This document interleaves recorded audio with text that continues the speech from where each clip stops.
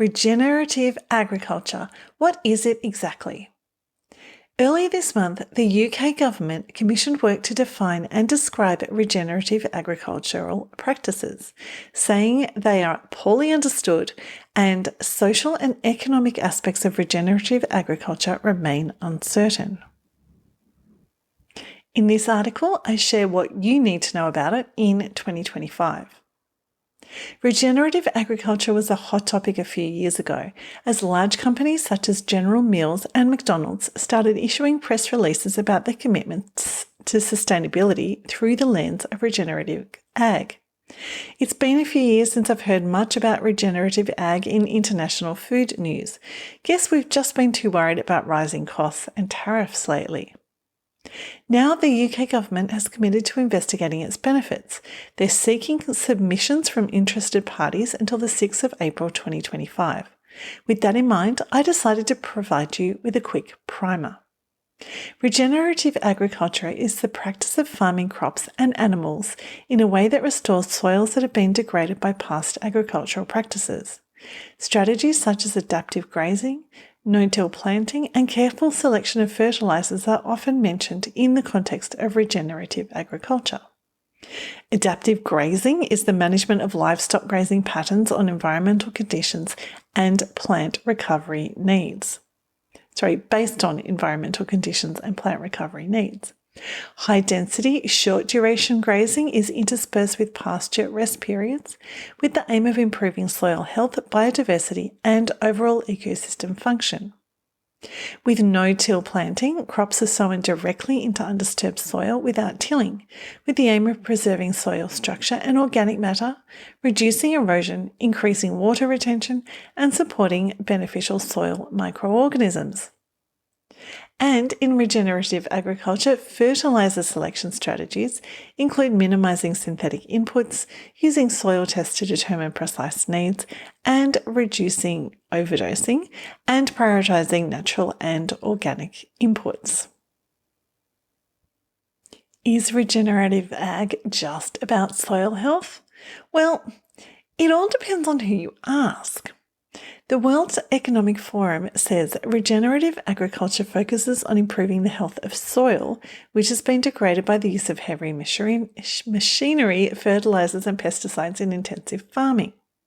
However, General Mills includes social and economic elements in their definition of regenerative agriculture, saying it's a holistic, principles-based approach to farming and ranching that delivers positive environmental and social and economic outcomes.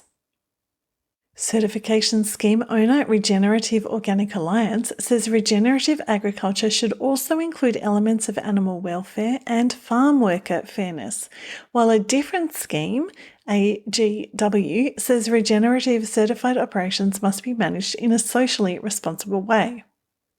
Newton et al. 2020 reviewed 229 journal articles and 25 practitioner websites to characterize the term regenerative agriculture and concluded that there were so many different understandings of the term that individual users should define it for their own purposes and contexts.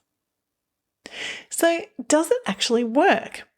Well, it depends on what its aims are, the initial state of the land where it's practiced, and the methods used to achieve regeneration. Regenerative agriculture practices can increase carbon sequestration in soils and improve crop yields, according to the West Australian Government. But it's harder to unravel the outcomes with respect to social, economic, and animal welfare due to a lack of published comparable data. In addition, results from individual studies are highly dependent on the initial state of the land. Soil sequestration of carbon appears to be the most well-researched area of regenerative agriculture, with one study by Poplau and Don showing that the use of cover crops can increase the amount of carbon in soil without decreasing yields and providing benefits that remain for up to 155 years. Soil health and biodiversity appear to benefit from regenerative practices, at least in some soil types and certain climates. Animal welfare improvements may occur from regenerative agriculture due to an improvement in animal health, but evidence is lacking. Whether there are direct financial benefits from regenerative agriculture is context dependent, with large yield increases reported in sub-Saharan Africa. Similarly, the lower production costs of no-till methods can provide financial benefits even if yields are not improved, says the US Department of Agriculture in a 2025 report. Takeaways for food professionals. There is no universally accepted definition of regenerative agriculture. Therefore, if your company wants to use claims about regenerative agriculture for products or ingredients, be sure to include your own context-specific definition to avoid misleading consumers. There is evidence that regenerative agriculture can provide better outcomes for the environment and for farmers than standard agricultural practices. However, the results are context-dependent.